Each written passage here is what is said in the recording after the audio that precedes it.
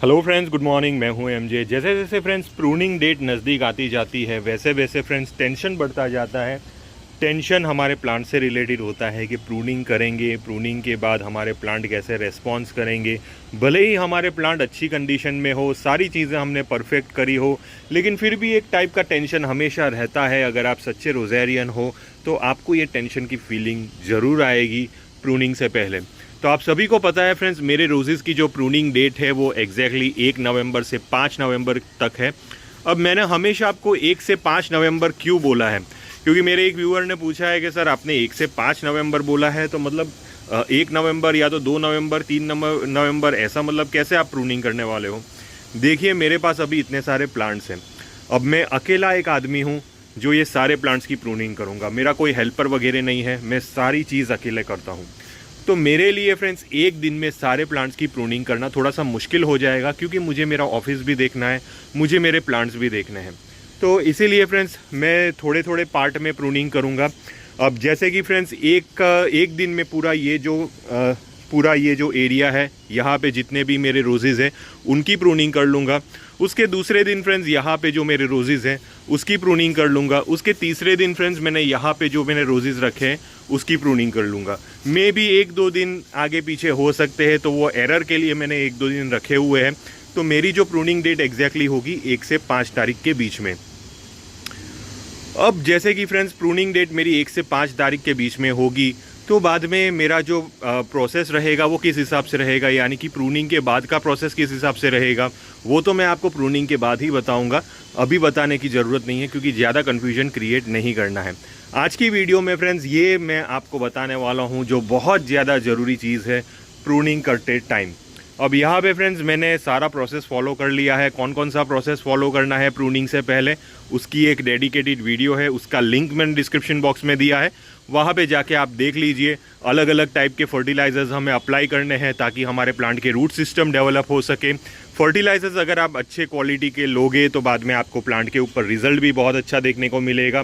तो मैंने वर्धमान के फर्टिलाइज़र यूज़ किए हैं, हाइफा के यूज़ किए हैं, दोनों बहुत अच्छे ब्रांड है। अगर आपको वो फर्टिलाइज़र परचेज़ करने हो तो बाद में मैंने एक व्हाट्सअप नंबर नीचे दिया है, तो वहाँ पे जाके वो फर्टिलाइज़र भी आप परचेज़ कर सकते हो। तो मैंने पूरी एक अलग डेडिकेटेड वीडियो बनाई हुई है जिसमें मैंने ये सारा प्रोसेस आपको बताया हुआ है।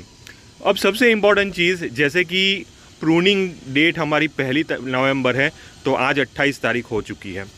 अब ये जो 2-3 दिन में आपको करना ये है कि प्रूनिंग के टाइम एग्जैक्टली जिस दिन आप प्रूनिंग करने वाले होते हो तब आपके प्लांट की मीडिया ड्राई होना चाहिए। अब ड्राई इन सेंस ये नहीं कि 100% पूरा ड्राई कर लेना है।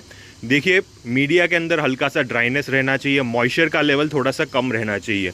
अभी हम जिस हिसाब से काम कर रहे हैं उसमें फ्रेंड्स हमने अपने मीडिया को हमेशा मॉइस्ट रखा है। जैसे कि हमने ये स्लीपिंग मोड से हमने प्लांट को बाहर निकालना शुरू किया है, उसके बाद से लगातार दिन में 2 बार 3 बार हम वाटरिंग करते हैं, जिसकी वजह से मीडिया हमारा हमेशा मॉइस्ट रहता है। इवन सिंडर मीडिया में हम दिन में 2 से 3 बार पानी देते हैं। कोकोपीट मीडिया में अगर ज़रूरत लगे तो 2 बार पानी देते हैं। तो ये मीडिया हमेशा पूरे दिन तक मॉइस्ट रहता है। ये मॉइस्ट रहने की वजह से आपके प्लांट के रूट सिस्टम डेवलप होंगे। रूट सिस्टम डेवलप होंगे तो प्रूनिंग के बाद का रिजल्ट आपको अच्छा देखने को मिलेंगे। इसीलिए हमने कंटिन्यूस मीडिया को मॉइस्ट रखा है। लेकिन अभी जिस दिन आप प्रूनिंग करने वाले होते हो तब आपका मीडिया ड्राई होना ज़रूरी है, यानी कि मीडियम ड्राई होना चाहिए। आप प्रूनिंग के 1 दिन पहले पानी देना बंद कर लीजिए। अगर आपका कोकोपीट वाला मीडिया है तो 1 दिन पहले पानी देना बंद कर लीजिए। अगर आपका सिंडर मीडिया हो तो अगले दिन दोपहर को या तो शाम को पानी दे दीजिए। जैसे कि आपने शाम को 5 बजे 6 बजे पानी दे दिया, उसके बाद सुबह पानी नहीं देना है। उसके बाद दूसरे दिन सुबह आके आपको अपने प्लांट के ऊपर प्रूनिंग कर लेनी है।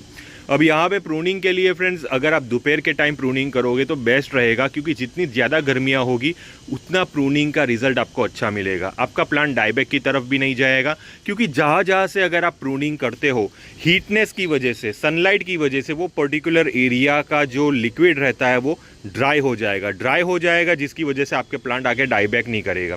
जितना मॉइस्ट और ह्यूमिड क्लाइमेट रहेगा, जैसे कि सुबह का वक्त हुआ, रात का वक्त हुआ, तब क्लाइमेट में ह्यूमिडिटी थोड़ी सी ज़्यादा होती है, ठंडक रहती है। जो आप जहाँ से भी कट लगाओगे वो कट के आसपास एक लिक्विड जमा हो जाता है, वो लिक्विड जल्दी ड्राई नहीं हो पाता, जिसकी वजह से आपका प्लांट हल्का सा डाईबैक भी जा सकता है। तो इसीलिए ये छोटी छोटी चीज़ें अगर आप नहीं भी फॉलो करोगे तो भी कोई इसमें ज़्यादा दिक्कत वाली बात नहीं है, लेकिन अगर आप परफेक्शन के साथ चलना चाहते हो तो मेरे हिसाब से दोपहर का वक्त सबसे बेस्ट रहेगा। लेकिन मुझे दोपहर के वक्त टाइम मिले ना मिले मेरा कोई भरोसा नहीं है, तो मैं सुबह के वक्त भी प्रूनिंग कर सकता हूँ या तो दोपहर के वक्त भी कर सकता हूँ, दोनों में से एक ऑप्शन में सिलेक्ट कर सकता हूँ। तो मोस्ट प्रॉबेबली अगर आप परफेक्शन के साथ चलना चाहते हो तो दोपहर का वक्त सबसे बेस्ट रहेगा, और अगर आपके पास ऑप्शन नहीं हो तो सुबह का वक्त बेस्ट रहेगा। लेकिन रात के वक्त प्रूनिंग मत करिए, रात के वक्त प्लांट के ऊपर प्रूनिंग नहीं की जाती। तो ये एक चीज़ है। मीडिया ड्राई रखिए, मीडिया को ज़्यादा मॉइस्ट मत रखिए, हल्का सा मॉइस्ट रखिए। ऊपर की साइड का लेवल जो मीडिया का, अगर आपका प्लांट मिट्टी में हो तो ऊपर का जो लेवल रहना चाहिए वो ड्राई रहना चाहिए, भले अंदर हल्का सा मॉइस्चर मौजूद हो तो चलेगा। और जैसे ही फ्रेंड्स आप प्रूनिंग करते हो तो प्रूनिंग के बाद आपको फंगीसाइड का स्प्रे करना होगा। ये सारी चीज़ें मैं प्रूनिंग के टाइम ही बताऊंगा जिस दिन मैं प्रूनिंग करने वाला हूं, लेकिन ये प्रूनिंग से पहले की चीज़ है जो अभी मैं आपके साथ शेयर कर रहा हूं। अगर आपके प्लांट भी प्रूनिंग करना पेंडिंग है और आप प्रूनिंग करना चाहते हो तो बाद में ये सारी चीज़ें ध्यान रखिए। टेम्परेचर बहुत ज़्यादा मैटर करता है, जैसे कि दिन और रात के बीच में 10 डिग्री का 12 डिग्री का अंतर रहना चाहिए। अगर रात का टेम्परेचर अगर आपके यहाँ 20 डिग्री 22 डिग्री हो तो दिन का टेम्परेचर आपके यहाँ होना चाहिए 30 से 32 डिग्री के आसपास। तो ये टेम्परेचर होना ज़रूरी है। तो मेरे यहाँ ये टेम्परेचर ऑलमोस्ट आ चुका है, 22 डिग्री या तो 21 डिग्री रात का टेम्परेचर है, दिन का टेम्परेचर 32-33 डिग्री के आसपास है। तो ये टेम्परेचर 1 नवंबर से मेरे यहाँ आ जाएगा, तो मेरे लिए ये परफेक्ट टेम्परेचर होगा प्रूनिंग के लिए। लेकिन यहाँ पे ही सारी स्टोरी ख़त्म नहीं हो जाती, ये भी आपको देखना है कि प्रूनिंग के बाद टेम्परेचर बढ़ रहा है या तो लो हो रहा है। खास करके रात का टेम्परेचर अगर आपके यहाँ धीरे धीरे लो हो रहा है तो बाद में ये बहुत अच्छा टाइम है प्रूनिंग का। जैसे कि 20 से 19, 19 से 18, 17 ऐसे धीरे धीरे 15-20 दिन या तो महीने में ये टेम्परेचर पूरा रिवर्स जाता है रात का टेम्परेचर, तो बाद में ये बहुत अच्छा होगा। लेकिन अगर आपके यहाँ टेम्परेचर स्टेबल रहता है 20-21 ही रहता है, ज़्यादा डाउन नहीं जाता है, तो बाद में आपको उतना अच्छा रिजल्ट नहीं मिल पाएगा। तो ये भी एक चीज़ देखनी है। और दिन का टेम्परेचर 30-32 के आसपास रहना ही चाहिए। अगर दिन का टेम्परेचर गर्म रहेगा तभी जाके आपके जो प्लांट्स है वो उठ सकेंगे, यानी कि इसके सारे शूट्स बाहर निकल सकेंगे। अगर दिन का टेम्परेचर आपके यहाँ 25 डिग्री 26 डिग्री है तो बाद में आपका प्लांट उठ नहीं पाएगा। आप प्रूनिंग मत करिए, ये चीज़ ध्यान रखिए, आपको प्रूनिंग नहीं करनी है। आपके यहाँ दिन का टेम्परेचर 25 डिग्री आ चुका है, आप हल्की हल्की सी ट्रिमिंग कर सकते हो, कोई इश्यू नहीं है, लेकिन ज़्यादा प्रूनिंग मत करिए, ज़्यादा ब्रांचेस को कट मत करिए अगर आपके यहाँ दिन का टेम्परेचर ठंडा हो चुका है। क्योंकि ज़्यादा प्रूनिंग करोगे, पत्ते हटाओगे तो बाद में प्लांट को गर्माहट चाहिए, वार्मनेस चाहिए, जिसकी वजह से वो शूट्स प्रोड्यूस कर सकेगा। नहीं तो आपके यहाँ ब्लाइंड शूट्स भी आ सकते हैं, आपके प्लांट डाईबैक भी हो सकते हैं। तो ये चीज़ भी ध्यान रखिए। मेरे यहाँ जो टेम्परेचर है वो गर्म है, मेरे यहाँ 21 से 22 डिग्री रात का टेम्परेचर है और दिन का टेम्परेचर 32-33 डिग्रीज 34 डिग्रीज़ के आसपास है। तो मेरे यहाँ टेम्परेचर ओवरऑल गर्म है। तो ये अगर मैं प्रूनिंग करूँगा तो मेरे प्लांट बहुत जल्दी शूट निकालना शुरू कर लेंगे।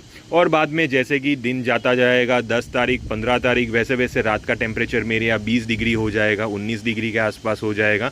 और दिसंबर के वक्त मेरे यहाँ रात का टेम्परेचर 16 डिग्री के आसपास पहुँच जाएगा। तब तक मेरे प्लांट फ्लावरिंग्स पे आ सकेंगे। तो ये सारी चीज़ें टेम्परेचर से रिलेटेड भी आपको ध्यान रखनी है। और अगर आपके यहाँ ठंडा टेम्परेचर है तो आगे प्रूनिंग ज़्यादा मत करिए, आपके प्लांट को नुकसान हो सकता है।